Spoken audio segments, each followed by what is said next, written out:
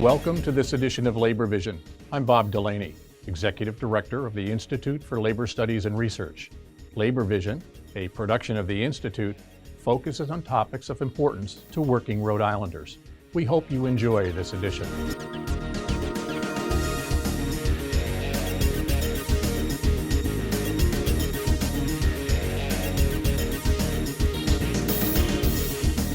Thank you, everybody, welcome to Labor Vision. I'm your host, Erica Hammond, and from the Institute for Labor Studies and Research. And joining me today from all of our at-home studios are Ayana Melvin, the Senior Project Manager of Educational Initiatives at United Way of RI. She's also the lead for the Rhode Island After School Network, as well as Hillary Salmons, Executive Director of PASA, the Providence After School Alliance.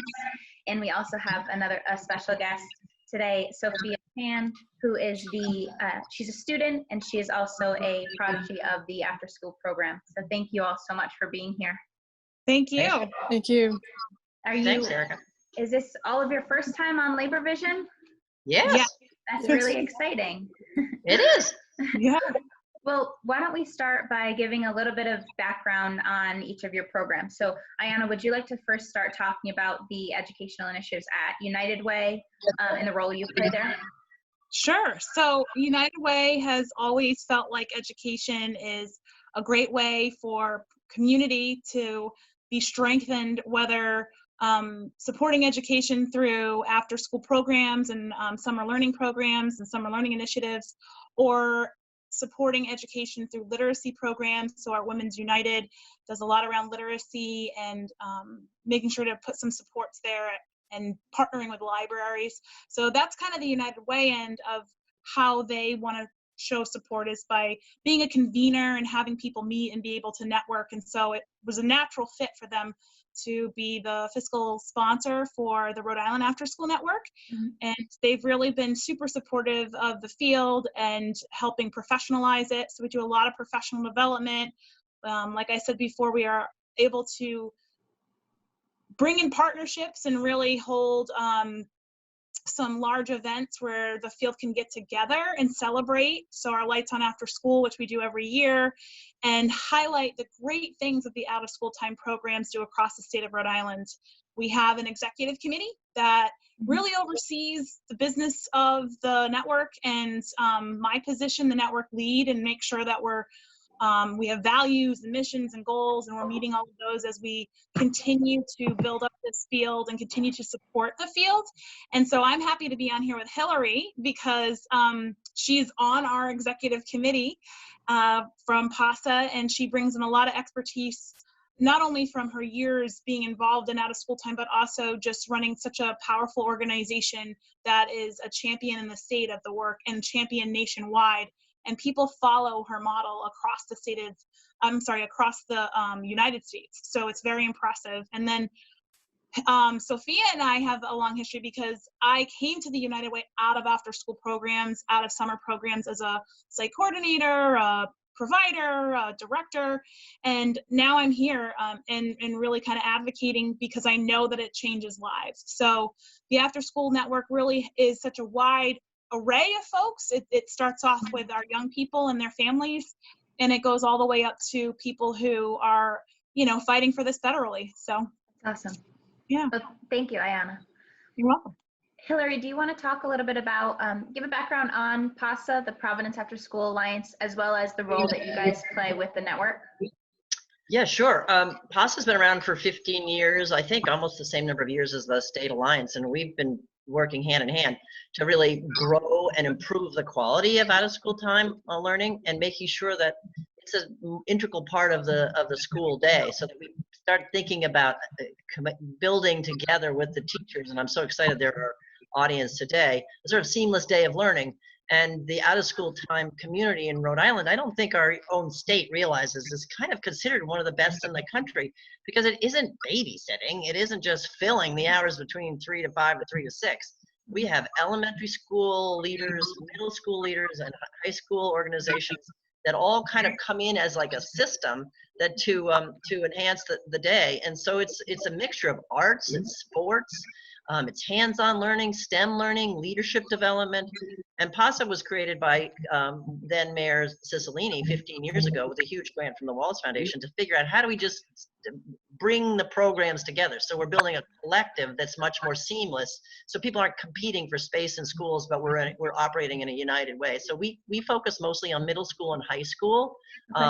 And we serve 2,000 youth. We're in 5 of the 7 middle school schools, and we serve 2,000 youth with over 50 organizations. And it turns out we have 30 or 40 teachers that we pay, and we pay about 250 part-time workers to do this amazingly dynamic enhancement of learning, which there isn't time for in the school day, but certainly complements the school day. And it's, you know, you may just have a basketball team at the middle school, but through PASA, we have wrestling through Beat the Streets, we do sailing and community boating, we offer up martial arts. So by bringing in all these talent, we work in hiring teachers who also teach the programming. We build this seamless system, and like we work hand in hand with the State Alliance to really focus on quality. So we have some of the best metrics and assessments in the country. In fact, the RAND Corporation has worked with us in 2 other cities to develop a whole way of assessing the social emotional learning skills and what youth are gaining, as Sophia is going to demonstrate, as this life of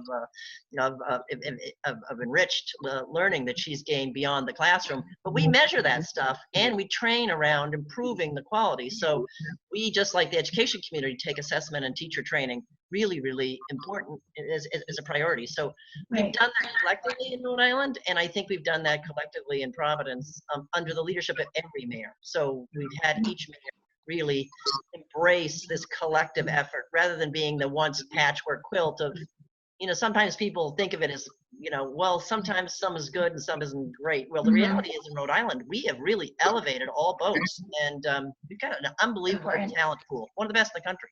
Wow, that's awesome. Sophia, I think this would be a perfect time then for you to talk a little bit about what this program has meant to you, how you've benefited from some of the many pieces of this program that Hillary just highlighted. So why don't you give a little bit of a background on how you got involved? Yeah, so in middle school, I went to Maine and I joined after school programs for the first time. I actually joined to do tennis, but instead I ended up joining a lot of STEM-based clubs. And there I was first introduced to engineering and a lot of more hands-on projects, because it's really hard to get the sort of like the hands-on aspect in school. You only have so much time. So I was able to work on a project. We did the NASA project, and we built hydraulic robotic arms. And it was there that I really fell in love with science and engineering for the first time. And, you know, now I'm going to pursue bioengineering for college. And so, That's awesome. Yeah, definitely shaped a big aspect of my life. Okay, so was working in this program, you mentioned that this was the first time that you had kind of been introduced to engineering, or you had the ability to actually put any of those pieces to actual form. You said hands-on learning. Can you tell us a little bit more about that project you worked on, the robotics project? Yeah, so one of our main projects was the NASA project. So we were given a challenge. So we had to design a parachute to carry a payload down to Mars. So we ended up designing the whole thing and creating little prototypes of it. And it was a lot of work, but we learned how to coordinate as a team, and definitely a lot of engineering skills, and definitely really cool because after school programs allow you to take everything you've learned during the day and put it into one, put it to, to action. Right. If you had an extra hour of every day, hopefully it could be spent at a program like this, right? Where you could actually do all the things you don't necessarily have the time to do throughout the day. That's incredible. That's awesome. So would you say that played a large role in deciding what you were going to study in college now? Definitely. Before, I didn't really know what careers were out there, but I mean, I sort of got to explore a lot of different areas. Like we did some coding clubs and things like that too. And I really sort of realized that engineering was something that I wanted to pursue. So. It's equally, I always say it's equally as important to find out what you don't want to do as it is to find out what you do want to do. So you have to take part in some other parts of the program and figure out what does work and what doesn't work. Yes. Right? Just discovering your passions is what after school is about. It's for youth who, particularly since the majority of the programs serve low income kids in this state, it's often a window on the world of careers. They discover what their skills are, what their talents are. They get to try stuff out. And if they don't like that, they can switch it up the next semester. And so it's really a time to explore. I mean, it's kind of, as the state's been made a big thing of career pathway planning. I think the out of school time system that we've built in this state from elementary to middle to high is the perfect time to explore, test, develop skills. And I think most of the young people in Providence who, by the time they get to their sophomore, junior year, their out of school time experiences are starting to inform who they want to be and what they might want to explore in college or not in college with apprenticeships or whatever. So I think it's an important sector that really aligns career pathway work with educational work. Oh, absolutely. And you hit the nail on the head at the beginning. You said, this isn't babysitting. I mean, there's so much more to these programs. And Ayana, we talked about this, what seems like months ago now, but can you talk about some of the other programs and projects that participants of the after school network have been involved in? I remember there was one specifically in Cranston that you talked about, and it had a lot to do with getting participants involved with reaching out to legislators. And can you talk a little bit about that project or any other project that you talk about? Sure. And Sophia, feel free to jump in and interrupt me because, she was kind of along the way while we did all of this. Although she was in her own group doing some engineering projects because of how after school is designed, she had opportunities for leadership and organization. So she organized along with a group, a student leadership team. And really, we were tasked with doing several different things, including running the programs, hiring teachers, looking at projects. And one in particular project that her class at the time was really hyper-focused on was beautifying Cranston. And what that meant to them was doing small projects like painting crosswalks or putting picnic benches outside of schools or making Adirondack chairs for, when you have the quad and the kids are sitting inside, some place to sit and hang out during the school day.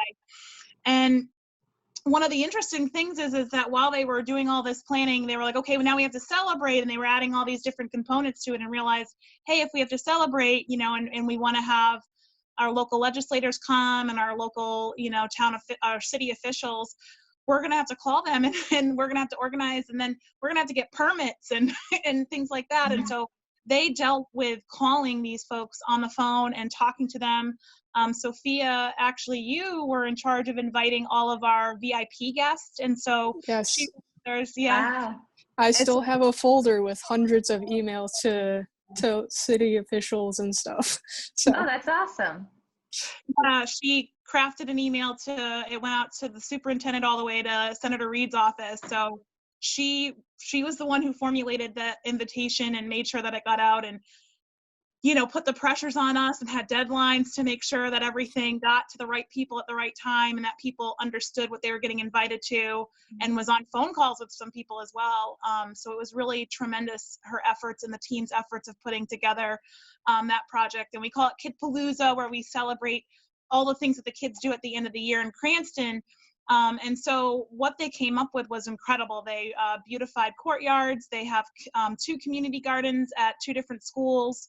They put up picnic benches, and they didn't get too, so the crosswalk, they got they got into the politics of what it would take to paint a crosswalk and but it was a really good experience for You learn from your mistakes. Yeah. You learn from the no's and you learn challenges from who to talk to. And I had one student who's friends with Sophia, and he called, he called the police station. They said, oh no, you got to call the city. He called the city. The city said, oh no, you got to call the police station.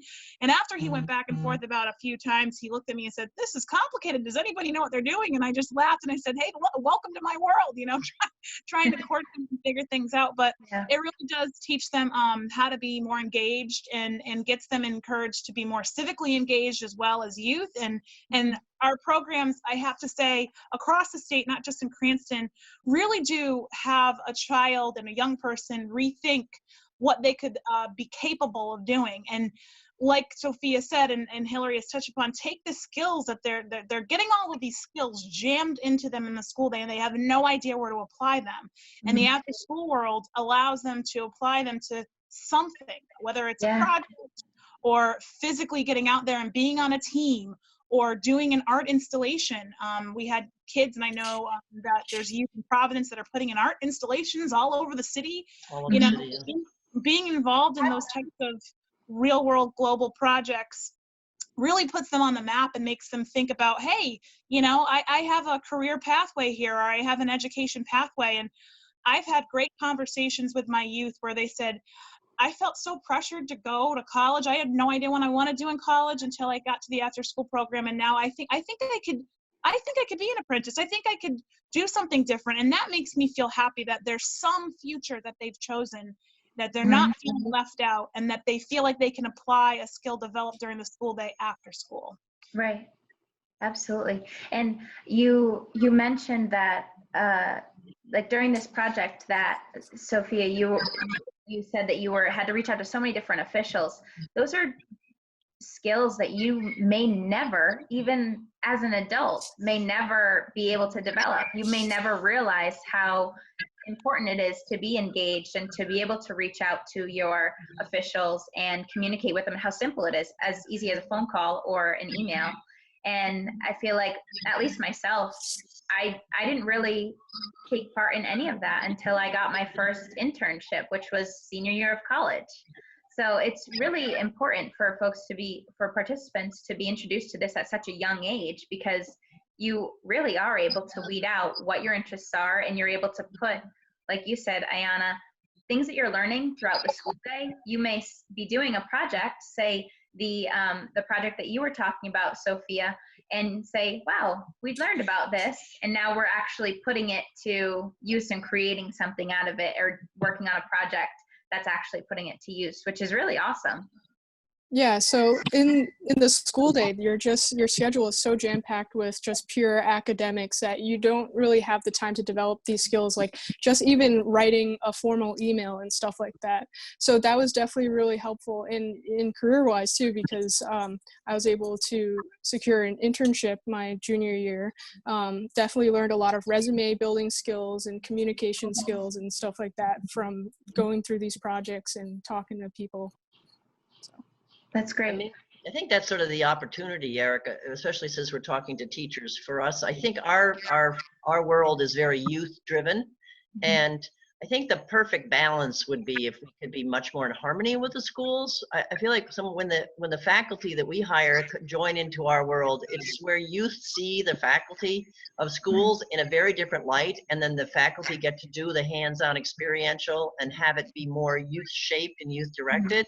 And I think figuring out how we as a field join more with the educational field, I call it sort of the informal educator with the formal educator. And I feel like with this COVID crisis, this is like the perfect time for us to think about changing how we work together, because in the past, it's sort of like we're a second shift and we love hiring teachers, but it's not an aligned effort. And one of the things I think that Ayana and I have been working on pretty intensely with our whole sector in conversations and finding out about the work is that all of our colleagues, my entire staff, has been working on the phone every day, speaking to every youth once a week and helping them understand where is it that their families can get food. Every single one of our colleagues is out there looking at the food needs of our students. They're in touch with them weekly. They've been helping them with the Chromebooks systems, understanding how to get connected where their families don't have connectivity, communicating with the schools about youth who are disengaged or not connected. And then we've all been working on virtual programming to figure out if there's a break between the math and the reading time, here's some exercises people can be doing, or here's some meditation, or here's some artwork in the afternoon. So as families are struggling and teachers are struggling how to fill a full day, our whole group of colleagues are developing amazing online resources, from the zoo to the libraries, to the YMCA, cooking classes, exercise. It's amazing. And this might be the time, I think, I mean, Ayana and I believe this, and I know all our colleagues do, that this summer will be the perfect time for us to really think about how do we develop these virtual connections so kids aren't just glued in front of the computers, that they're taking a break, doing real world stuff. How do we think about maybe if we have to episodically close schools during the coming year, how do we align our formal educator and informal educator and figure out how we knit these two worlds together? Because I think we're doing it informally now as a reaction to COVID. We're setting ourselves up structurally this summer to be there as a summer presence in a non-computer only way, because I think the kids are going to get fried. Teachers are going to get fried too. I know my friends, colleagues are. And then how do we figure out how do we develop a much more collegial, collaborative, where we're sharing resources and ideas and thinking through, if we have to close schools episodically next year, where do we team up and how do we help each other? Absolutely. I'm so excited we've got a teacher audience, because boy, would Ayana and I like faculty to contribute to some ideas and give us some guidance. Yeah. I've got some fabulous teachers, part of my crew in Cranston as well. And they delivered amazing opportunities because they got to see that some of the things that they were kind of like really droning into kids during the day, they had time to slow down a little bit and work on a specific project for about 8 to 10 weeks. And so that's where it's applied, just to kind of give a little bit more of a picture that Hillary is talking about and Sophia are talking about, is that it's an opportunity when we partner with our teachers to apply that knowledge, but to work on a specific thing. So what I'll say is I have a teacher in Cranston. He's a rock star. And he really embraced the community garden and beautifying the areas around the school. And he took it as, this almost is like a hobby, but we're also applying some of the skills that we're teaching during the school day. And then he was able to connect with other teachers in his building to get advice on how to grow, talk to the director of science, how to grow things in the garden, and ideas on how to engage the youth's family. And so sending some of the food home and then teaching them how to cook some of the food and really kind of making partnerships. So it was a wonderful opportunity for a teacher to explore a program after school and make it their own with the youth. And he really listened to the youth on what they wanted and then tried to grow it in the ways that he could in terms of his inner network with his other teachers and his colleagues.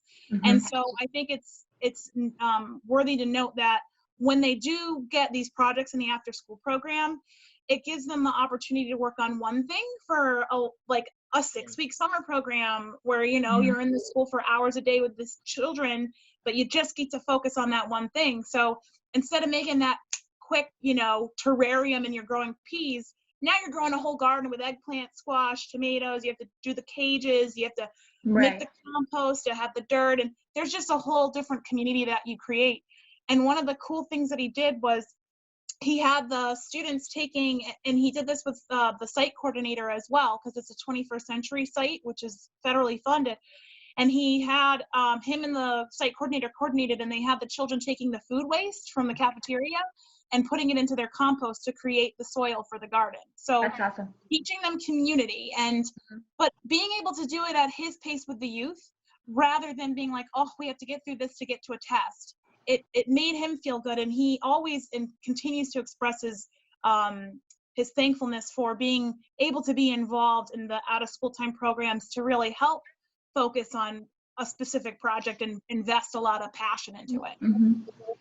I think that's awesome. And yes, this Labor Vision segment will be shared with our wide base of viewers, which will include definitely a lot of teachers who are represented by the AFT or the RI, Rhode Island Federation of Teachers and Health Professionals, as well as NERI, the National Educators Association of Rhode Island. But also we have a lot of viewers from other labor industries. So as you're talking about this and talking about some of the different projects, all I can think about is how great the involvement of other labor unions. So some of the other, I'm thinking building trades specifically, it would be really great because that's something else that some students may not realize just from in the classroom. They may not realize how there's other options, there's other alternatives. And this hands-on learning, Sophia, that you took part in yourself, and it helped you realize how interested you are and how good you are at engineering, would be really cool for others to have kind of that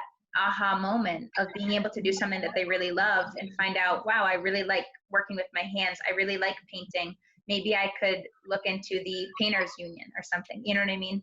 So we have a lot of kids that were in our program. When we told you about Beautifying Cranston, there were different sectors and pods of work. And so we had students that were middle schoolers that were actually building the picnic tables, using saws, learning cutting skills. That happens learning how to in use Providence. drills. Yeah. There's a group, Down City Design is one of our big partners. They're in the career tech, and they've been building bike racks and skateboard parks, and they have the students design them and build them. They're an incredible after-school partner. We've had the Labor Institute and Laborers come in, and we funded the Labor Institute to do building programs. We had a group of youth that joined the building of a house out of the career tech, and that was supported by one of my board members. So the reality is the interface, there's so many incredible examples in our state of groups in Providence, Westerly, Cranston, East Providence, who are doing amazing things. River's Edge up in Woonsocket is another fabulous that teaches, that connects art to economic development and sustainable projects. We all order t-shirts from them. They've created a business. So the career-related hands-on projects, there are myriads, and filtered throughout these programs are a lot of teachers. We have a partnership in the middle school with the Trinity Theater and GAM and the theater arts teachers. Last year they produced Annie together, and we realized that none of the kids in Providence had been to a Trinity to see a performance. We had the actor Joe Wilson come out to view some of the programs and give them advice for their dress rehearsals. So here you are building the literacy theater arts teachers in the schools with after school, with a production, with a formal theater.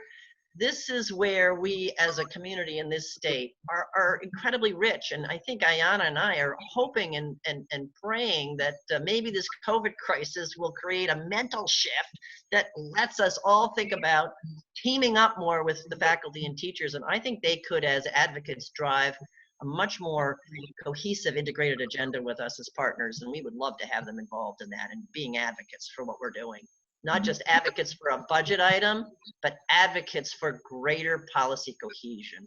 And I would think that we could also partner with a lot of the different unions, especially because students want to be a part of them and they don't know how necessarily. And so it would be wonderful to see where we could create new partnerships into our Rhode Island After School Network from the different unions that could be a resource to our young people that are really interested in the trades. We have so many different students that participate in, like Hillary said, so many different areas. And so when you see a community garden, for example, in Westerly at Tower Street School, you're seeing but it's been built by several different hands, and those are still young people.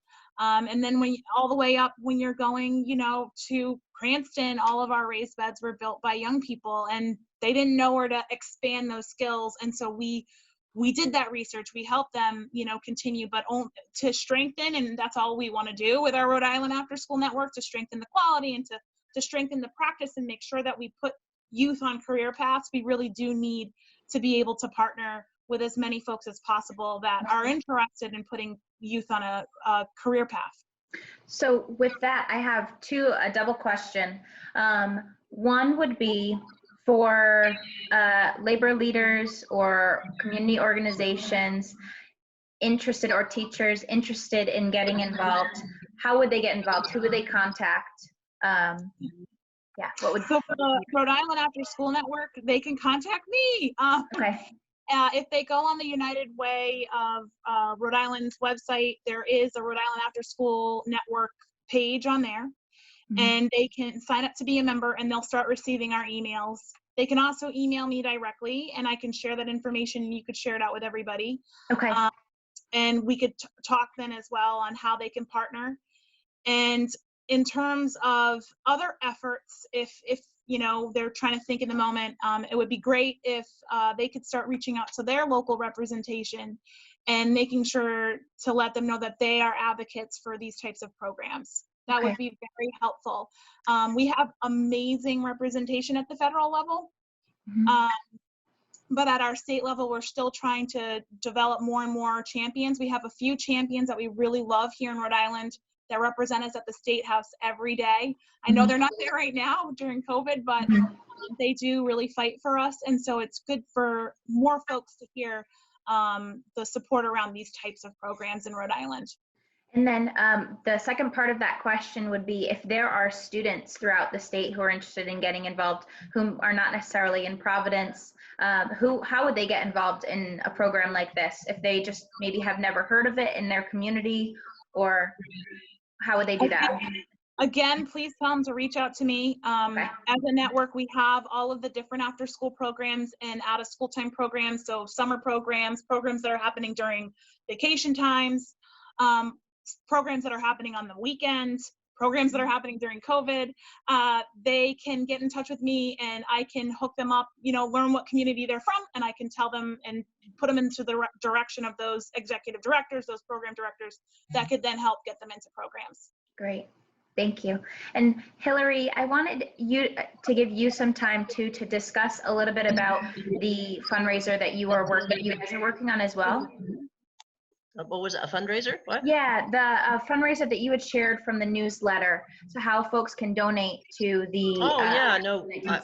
The thing about our world is we do have to raise a lot of money to make sure this happens. So we're trying to make sure during COVID that our community partner organizations still, we can provide the funding for them to create virtual programming and the summer programming, and that we could give them some lift during next year. So we had to cancel a sports celebration this spring, but we're happy to take donations at Providence After School Alliance. But we're also happy to have teachers join us, particularly Providence teachers in the middle school or high school, if ever they wanted to teach programming. We do invite them and pay them, and so they should go look at our website. And I think that Ayana is a good resource, the After School Network for young people in Providence. She's got a really amazing roadmap for what programming exists around the state. For Providence middle school and high school youth, if they or their parents contacted us, we could tell them we're in 8 schools, but I work collegially with almost all the after school providers and could steer them in the right direction, know what schools they're connected to. And there's also a whole host of high school course for credit programs that we offer at Providence called the Advanced Course Network. And we have 10 organizations, everything from the zoo to the libraries doing coding to down city design, where you can actually get high school credit, and they're very career course oriented. So there's a lot of opportunities in the state that the 2 organizations, anyone just emails either one of us and the 2 of us will send everybody in the direction of getting active. But I think really connecting to your legislators to say, hey, and I think to educate principals and superintendents and the commissioner to say, hey, let's figure out how during this paradigm shift that's occurring, do we team up more together to think about linking the out-of-school time world with the formal education world? Because I think we're all going to get tired unless we think collaboratively and think innovatively about different ways to activate young leaders like Sophia. I've never met a student in Providence who isn't absolutely creative and brilliant, but they thrive when they get to be in a mix of formal and informal learning, and when that's combined, they blossom. So we got to think about new ways to do that. All right. Well, we're going to make it very easy for folks to get in touch with both of you. We can share your emails either along the bottom, or I can also, in a post, I can share your contact information on there when we share this for our networks. Perfect. Right. So I want to give all of you guys a little bit of time before we wrap up to have, if you have any closing statements you'd like to share or information you'd like to end with, take it away. So I'll start. I will say I wrote a grant a few years ago, and I said in it that after-school programs will save the world. And so what I meant by that when I wrote it is that our out-of-school time programs across the state of Rhode Island, they surprise me every single day. And we have programs right now that are responding to COVID in such an innovative way. I have a program in Cranston that's delivered to 250 youth, enrichment kits to do hands-on activities to break up their day a little bit. And the parents have been loving it because it's been giving them an opportunity to maybe like clean the house for 30 minutes or just take a breath and just breathe. And also their child gets to do something very different than sitting on a computer. So I really applaud those efforts, all the way to my programs that are literally going and delivering food to houses every single day and making sure that their families are eating and extending that invitation out. And, you know, one thing that I forgot to lift up that I want to lift up in this closing statement is that our after-school programs have been such a strong support for our English language learners. Our staff look like our children. That's awesome. And so they speak the language. They speak Spanish, they speak Kumar, they speak Chinese Mandarin. And that's very helpful in times of crises when the information is just coming over in one language and confusing. And so, you know, Hillary, her staff at PASA is actually calling people to, like she said, 2,000 people, but it's an authentic relationship of trust. And so they trust them to bring food to the house. They trust them to bring enrichments. They trust them to work on the computers with them. And that's what's so important. And that's why it would be wonderful to connect so many different worlds with what we're plugged into as an after-school network, how we really are seen as a trusted resource in all communities across Rhode Island, and how our after-school programs really have made that possible with the deep connections that they have, because a lot of the folks that work in our after-school programs actually live in those neighborhoods in the community, and that's why they're so passionate, and that's why they show so much love towards the work. So we're here to professionalize them. We're here to get them recognized. We're here to get them respect and be at the education tables. So please, please, please talk loudly if you believe in this, or if you want more information, feel free to reach out to me so that we can get these programs not only the supports that they need from our legislators in Rhode Island, but so that we can continue to create strong partnerships to give the youth what they need, make them more connected to everybody. Thank you. Well, I'm going to let Sophia be last because she's the voice we need to listen to. I think the reason our out-of-school time community is so strong in Rhode Island is we really do listen and empower our young people. They are our customer, and I think the you know, applause is to all of the community-based organizations who stay really grounded in what the developmental needs, what the adolescent brain science says young people need, but they most importantly trust and listen to young people. What inspires you? What do you want to know? What about the world can we help you connect to? Who do you want to be?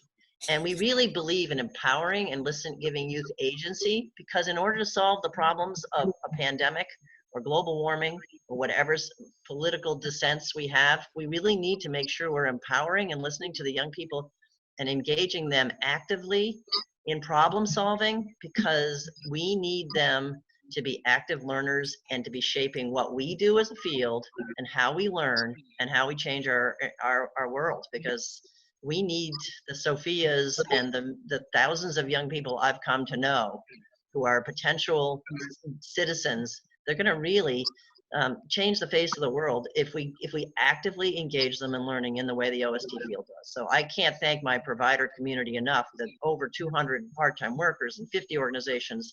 They are extraordinary because they're staying close to the needs of young people and their families. Absolutely. I hope we're doing that, Sophia. I know Ayana has, as your mentor. Yes. Yeah, I just want to say, I mean, after school programs work, and my peers and I were afforded so many opportunities that we weren't going to be able to experience otherwise, and it's definitely shaped a lot of my life, and it's been very important to me, and it works. Awesome. That's the perfect line. It works. Exactly. It works. Exactly. It does. Invest in it. Take part in it. Yeah. All right. Well, I want to thank all three of you guys so much. Ayana, Hillary, Sophia, thank you for being here. I hope that you are all able to stay safe, enjoy some of the beautiful weather, and I just want to commend the great work that you guys are doing amidst all of this. I think that you guys are doing some incredible work. So thank you all for being here. Thank you, Erica. And thank you to all the teachers out there listening who are part of our world. We love having you. We want to do more with you. And we appreciate you. It's Teacher Appreciation Week, so we appreciate you, OST fielders. And thank you so much, Labor Vision, for letting us talk and be here. Yeah, hopefully we can have you all on soon again. Yeah. All right. New For day. those of you who are watching at home, you're watching Labor Vision, our at-home edition, and we want to thank you so much for tuning in still amidst everything that's going on. Stay safe, stay positive, and we hope to see you back here again soon. Have a great night. Thank you for joining us for this edition of Labor Vision. We appreciate your input and encourage your comments. Labor Vision can be seen on this channel 3 times each week: Tuesday at 7 p.m., Thursday at 8 p.m., and Saturday at 5 p.m.